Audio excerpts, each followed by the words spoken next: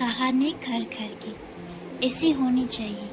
सास हो हिंदी कहानी। सुबह 10 बजे सोने वाली और बार बार उठाने पर भी थोड़ी देर और सोने दो ना कहने वाली शालिनी आज भोर को 6 बजे उठ गई थी।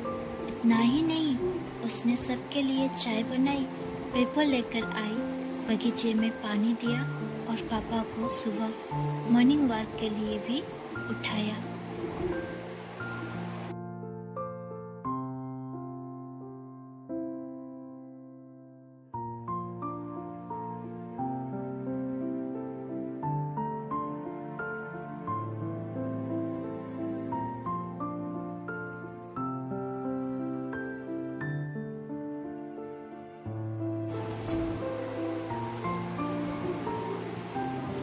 सभी लोग शालिनी को बड़ा आश्चर्य से देख रहे थे। सभी का एक ही सवाल था, शालिनी तुम यह क्या कर रही हो? शालिनी ने धीरे से जवाब दिया, 3 महीने हो गए हैं मेरी शादी तय हुई।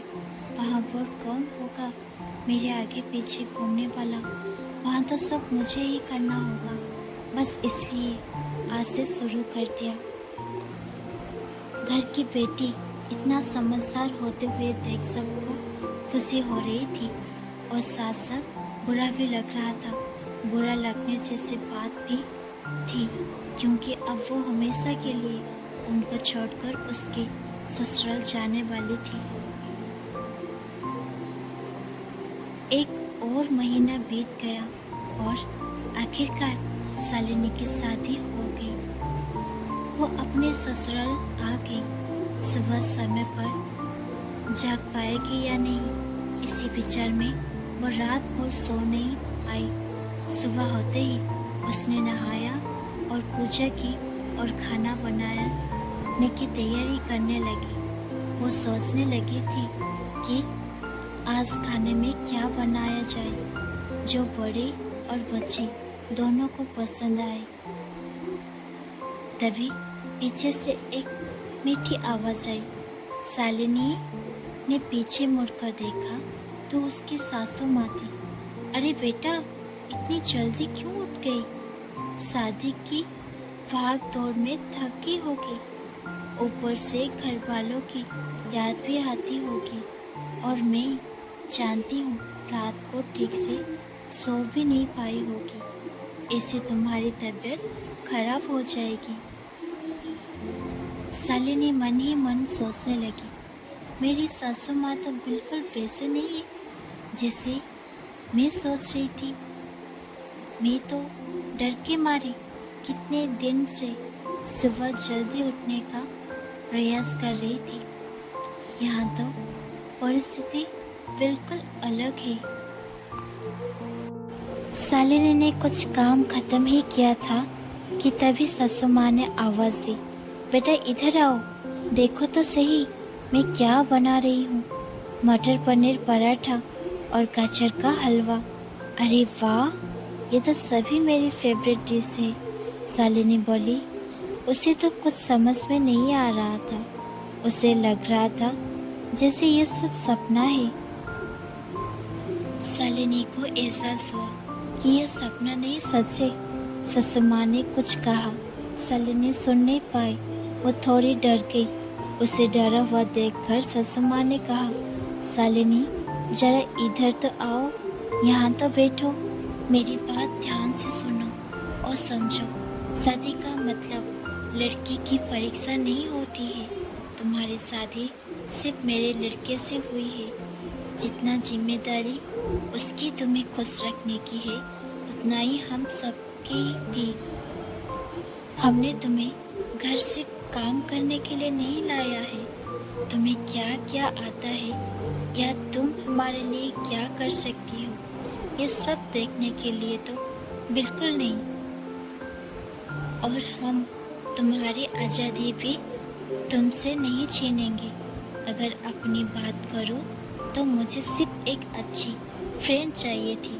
मैं बिल्कुल नहीं मानती हूँ कि बहू ने सुबह सुबह जल्दी उठाकर पूजा पाठ करना चाहिए, और मैं ये भी नहीं मानती हूँ कि बहू को बहुत अच्छा खाना पकाना चाहिए।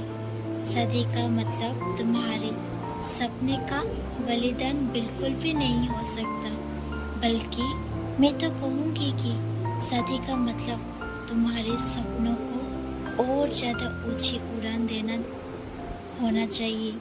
हम सब हमेशा तुम्हारे साथ है, हर दिन हर पल हमेशा तुम्हारे साथ ही रहेंगे।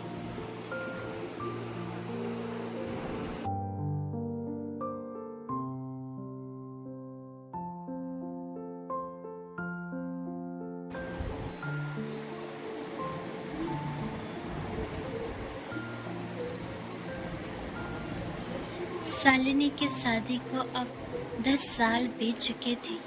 इन 10 सालों के सफ़र में उसने जो अनमोल रिश्ते कमाए थे, उनमें से एक भी माँ, जी हाँ, वही सासू माँ जो उसकी माँ बन चुकी थी।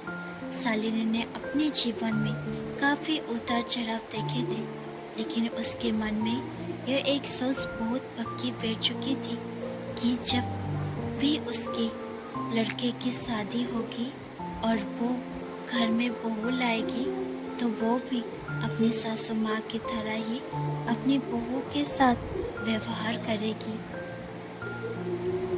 टीवी सीरियल में सास बहू को दिखाया जाता है, वही वास्तविकता है। ऐसा बिल्कुल नहीं। समय के साथ लोग बदलते हैं, लोगों के विचार बदलते हैं। कुछ गलत लोग जरूर जीवन में आते हैं, लेकिन सभी गलत हो ऐसा जरूरी नहीं। आखिर में यही कहूँगा कि बहू मतलब बेटी ही होता है। गलतियाँ तो हर किसी से होती है, इसलिए बहू के साथ भी वैसा ही व्यवहार करें जैसा खुद की बेटी के साथ करते हैं। ये कहानी अगर पसंद आती है तो हमें ज़रूर कमेंट कीजिए और लाइक शेयर ज़रूर कीजिए।